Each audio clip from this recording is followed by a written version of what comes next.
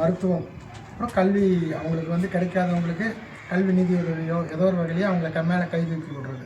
அது அரசு பள்ளிகளை மையமாக படுத்தி தான் அந்த ஒர்க் அருகறக்கட்டளை பதிவெண் பெற்று நண்பர்களோட உதவியினால் நம்ம பண்ணிகிட்ருக்கோம். பொருளாளராக வந்து இதில் வந்து செந்தில்குமார் அவர்கள் இருக்கிறாங்க, வணிகர் சங்க நிர்வாகியாகவும் இருக்காங்க, செயலாளர் காளிமுத்து இருக்காங்க, ட்ரஸ்டியில் புஷ்பராஜன் இருக்காங்க, இன்னொரு ட்ரஸ்டி ராமகிருஷ்ணன் இருக்காங்க. இவங்கெல்லாம் இதில் வந்து நிறுவன தலைவராக விக்ரம் பூபதி என்கிற நான் இருக்கிறேன். இவங்க எல்லாம் சேர்ந்து தான் இந்த முயற்சி எடுத்துருக்குறோம். முதல் ஆசீர்வாதம் நம்ம ஐயா கிட்ட கிடச்சிருக்கு. இதுக்கு அடுத்த கட்டமாக நாங்கள் ஒவ்வொரு இப்போ வந்து பாலத்துறை நடுநிலைப்பள்ளியில் மரக்கன்று நட்டு, இது என்ன காரணம்னு கேட்டிங்கன்னா ஒவ்வொரு மரக்கன்றுலேயும் பேர் போடுறோம். அது 20 பேரோட பேர், குழந்தைகளோட பேர்.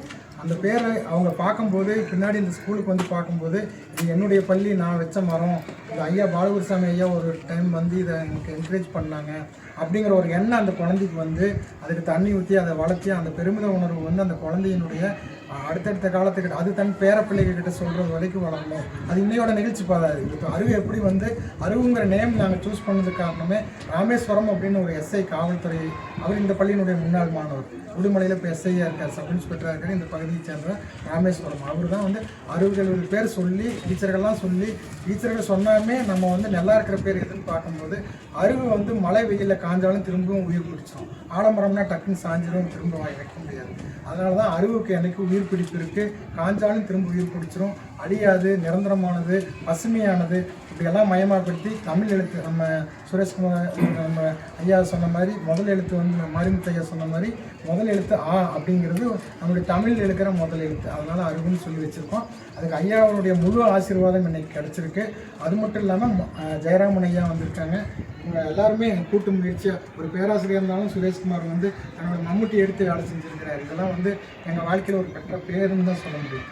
அதனால் ஒரு நன்றியோடு அவங்களுக்கு கண்ணீரோடு ஒரு ஆனந்த கண்ணீரோடு ஒரு நன்றி சொல்லிக்கிறோம். அதே சமயத்தில் இதே பணியை வந்து நாங்கள் தொடர்ந்து செய்வோம்.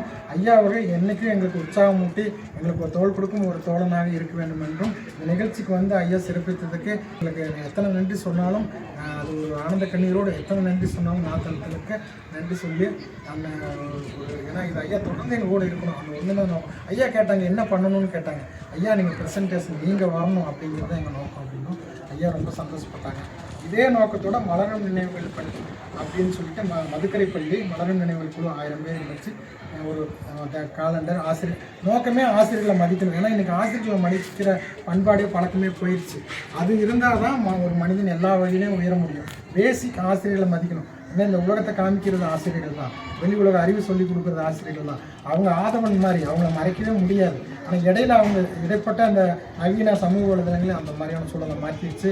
அதனால் இனிமேல் அப்படி இருக்கக்கூடாதுங்கிறதுக்காக நாங்கள் எங்களுடைய அருகறக்கட்டளை மலரும் நினைவுகள் குழு வந்து குறைந்தது எங்களுடைய பணியில் ஒரு 5 லட்சம் பேருக்காவது ஆசிரியர்களை மதிக்கணும், இயற்கை பேணி காக்கணும் அப்படிங்கிற நோக்கத்தை கொண்டு போகணுங்கிறது எங்களுடைய குறிக்கோள். அதுக்கு ஐயா அவர்கள் தொடர்ந்து உறுதுணையாக இருக்க வேண்டும் என்று கேட்டுக்கொள்கிறேன்.